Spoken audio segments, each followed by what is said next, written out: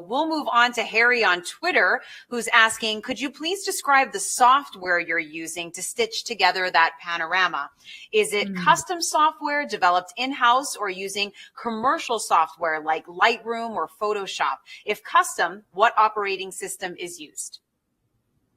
Go ahead, Elsa. Great question. Yeah.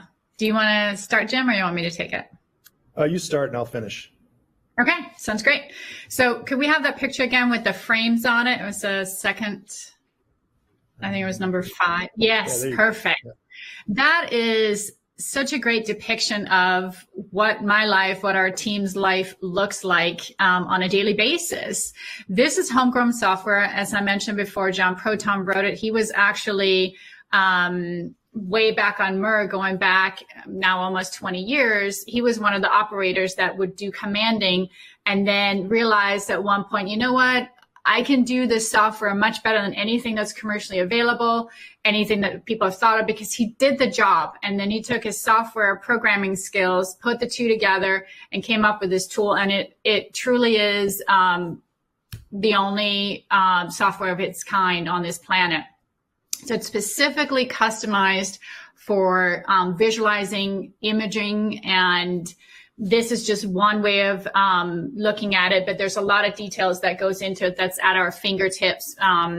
The distances to each part of the image, what the focus would be that would correspond to it. There's just a tremendous amount of power behind it. So we're extremely grateful to have this. And in fact, it's thanks to Jim working on PanCam with John. And then we did a beta version for Mastcam on MSL that we've been running now for years. All of it with the thought that we would get this tool for this mission with these cameras. And it is spectacularly paid off. It is exactly, I mean, it's more than I could even imagine. You know, Chris and I were talking the other day, one of my ops engineers, and he was just laughing. He's like, I cannot believe this piece of software. I don't even know everything to do with it yet. I can't wait till we can explore it more. And we all feel like that. It's amazing.